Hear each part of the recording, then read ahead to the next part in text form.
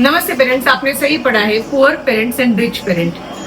I am not talking about the materially या फिर financial आपका स्टेटस क्या है, and according to that poor parent और रिच पेरेंट में क्या फर्क होता है। मतलब किसके पास ज्यादा पैसे है वो रिच पेरेंट है, जिसके पास कम पैसे है वो पुअर पेरेंट है। जो ज्यादा अच्छे वेकेशंस पे जाते हैं या फिर मटेरियली प्रॉपर्टीज आपके बहुत है। So I am not talking about that particular richness और पुअरनेस। यहाँ पे मैं कुछ ऐसे डिफरेंसेस 10 डिफरेंसेस बताऊंगी जो हम किस पेरेंटिंग को पुअर पेरेंटिंग कहेंगे और किस पेरेंटिंग को रिच पेरेंटिंग कहेंगे। So let's get started.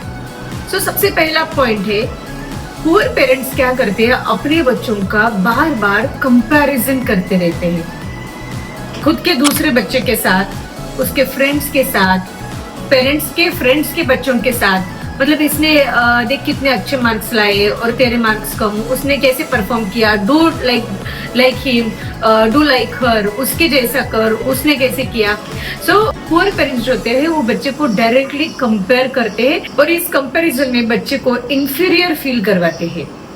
वही अगर आप देखोगे तो रिच पेरेंट क्या करते हैं, वो अपने बच्चे का कंपैरिजन नहीं करते हैं। अगर कोई बात उनको दूसरे बच्चे की अच्छी बात लगी है और वो बतानी है तो उसको इस तरह से प्रेजेंट करते हैं, इस तरह से कम्युनिकेट करते हैं सो दैट उनका बच्चा वो कंपैरिजन में इंफीरियर फील नहीं करता है, रैदर उस बच्चे को किसी दूसरे बच्चे की अच्छी क्वालिटीज लेने के लिए मोटिवेट करते हैं। और रिच पेरेंट खुद के बच्चे की स्ट्रेंथ, उसके वीकनेसेस, उसका यूनिकनेस क्या है उसको समझते हैं, उसको आइडेंटिफाई करते हैं। अगर नहीं समझ में आ रहा है तो उसके लिए कोशिश करते हैं। This is number 1 difference between poor parents and rich parent. दूसरा डिफरेंस मुझे लगता है, पुअर पेरेंट्स अपने बच्चों को ना ह्यूमिलिएट करते हैं, ब्लेम करते हैं। तेरी वजह से ये नहीं हो रहा है, तेरी वजह से मुझे टाइम नहीं मिल रहा है, देख तूने ऐसे नहीं किया, और बहुत सारा डाउट्स लेते हैं। Instead of that rich parents क्या करते हैं, बच्चे की इमोशनल सेफ्टी पे उनका ज्यादा ध्यान होता है, ट्रस्ट बिल्डिंग पे ज्यादा ध्यान होता है, बच्चे को एक्सप्रेस करने के लिए चैनलाइज्ड स्पेस क्रिएट करते हैं। ये रिच पेरेंट्स का बिहेवियर होता है। पुअर पेरेंट्स क्या करते हैं, मार्क्स को लेके बच्चों के स्कूल एग्जाम्स के मार्क्स को ही कैरेक्टर बना देते हैं। जैसे कि तुझे कम मार्क्स आए तो तू ऐसा है, तुझे कम मार्क्स आए तुझे कुछ आता ही नहीं है तो फिर आलसी है। सो डायरेक्टली कैरेक्टर पे बच्चे का कैरेक्टर मार्क्स से जज किया जाता है।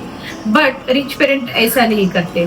अगर बच्चों के एग्जाम मार्क्स कम आ रहे हैं तो रिच पेरेंट ये समझते हैं कि ये उसकी कैपेसिटी, ये उसके स्किल का एक पार्ट है और उसका कैरेक्टर, उसका खुद का interest, it could be different. इसमें जो डिफरेंस है वो समझते हैं और बच्चों के मार्क्स पे कैरेक्टर जज नहीं करते हैं। They look at it in a different angle. Poor parents हमेशा बच्चों को इमोशनली डिपेंड बनाते हैं। इमोशनली डिपेंड मतलब क्या, अगर तूने ये नहीं किया तो आई विल फील बैड, मैं बात नहीं करूंगा, मैं बात नहीं करूंगी। तुझे हैप्पी रहने के लिए मुझे हैप्पी रखना जरूरी है और मुझे हैप्पी रखने के लिए तुझे इस तरह से काम करना है, इस तरह से बिहेव करना है। सो कुछ इस तरह का एटमॉस्फेयर होता है जहाँ पे बच्चों की इमोशनल डिपेंडेंसी ज्यादा बढ़ाते हैं खुद के अनहेल्दी बिहेवियर पैटर्न से। वर्सेस रिच पेरेंट क्या करते हैं, बिहेवियर इस तरह से रखते हैं कि पेरेंट को खुद को खुश रहने का बर्डन बच्चों पे नहीं होता है। तो यहाँ पे इमोशनल इंडिपेंडेंसी क्रिएट करने की प्रैक्टिस घर पे चलती है। पुअर पेरेंट का ज्यादा ध्यान सेल्फ फुलफिलमेंट पे होता है। मतलब मैं जो नहीं कर पाया, मैं जो नहीं कर पाई, वो मुझे मेरे बेटे से करवाना है, या फिर वो कंप्लीशन, मतलब मेरा जो ड्रीम था वो तुझे कंप्लीट करना है। ये जो माइंडसेट है ये कंप्लीटली पुअर पेरेंट का माइंडसेट है, ऐसे मुझे लगता है। Instead of that rich parent ये समझते हैं कि आज मेरे बच्चे का जो इंटरेस्ट है वो मेरे इंटरेस्ट से अलग हो सकता है और डेफिनेटली होना ही चाहिए। तो ये जो सेपरेशन है, ये जो अंडरस्टैंडिंग है और खुद के ड्रीम्स को कंप्लीट करने का जरिया, माध्यम बच्चों को नहीं बनाया जाता है। ये माइंडसेट, ये जो प्रैक्टिस है, ये रिच पेरेंट की प्रैक्टिस होती है, ऐसे मुझे लगता है। Poor parents are unaware about their own behaviour जो बच्चों पे इम्पैक्ट करता है। मतलब मैं आज किस तरह से बिहेव कर रही हूँ, मैं किस तरह से सिचुएशन को रिस्पॉन्ड कर रही हूँ और मैं किस तरह से बात कर रही हूँ, इसका मेरे बच्चे पे क्या इम्पैक्ट हो रहा है। इससे पुअर पेरेंट्स अनअवेयर होते हैं, उनको ये समझ में नहीं आता है क्योंकि हर एक एक्ट, उनका हर एक बात करने का तरीका, उनका सिचुएशंस डील करने का तरीका, ये सब बच्चे ले रहे हैं, उनके बच्चे सीख रहे हैं उनसे। इस चीज से ये पेरेंट अनअवेयर होते हैं। Whereas I think rich parents are completely aware, conscious कि मेरी हर एक टैग, मेरा हर एक डिसीजन, मेरा हर एक रिस्पॉन्स, सिचुएशन डील करने का तरीका आज मेरा बेटा सीख रहा है, मेरी बेटी सीख रही है।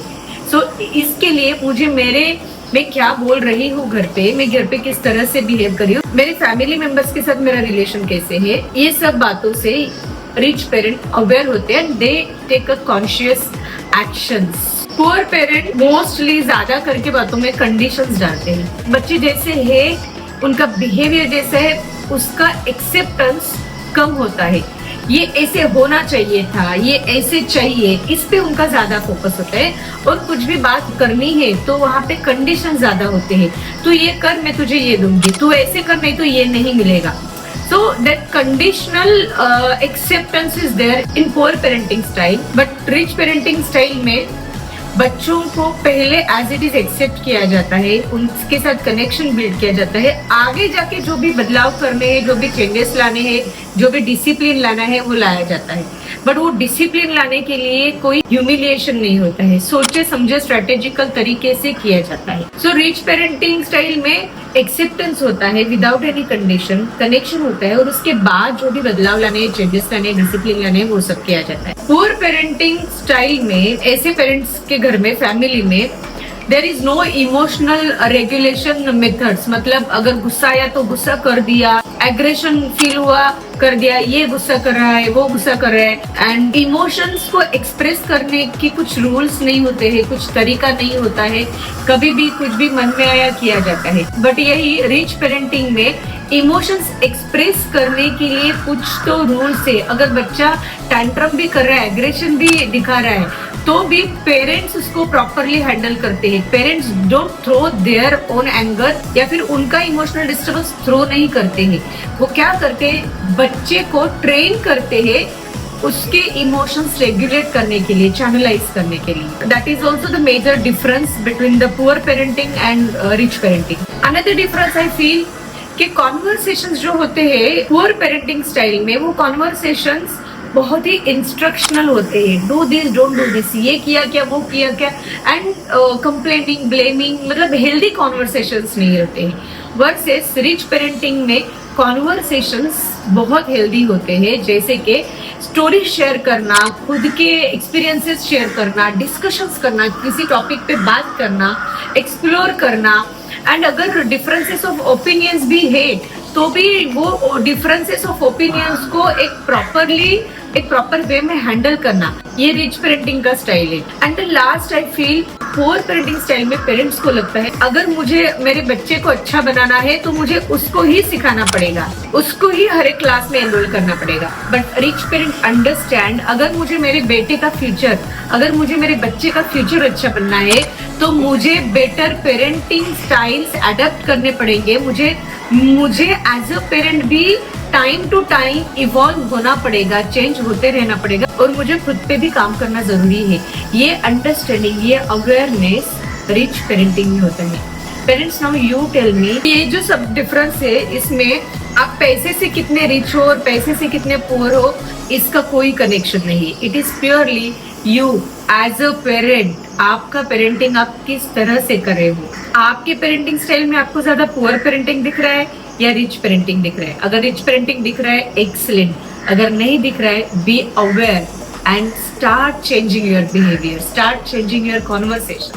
I hope these points will help you to introspect, and please do share your feedback with me in comment section.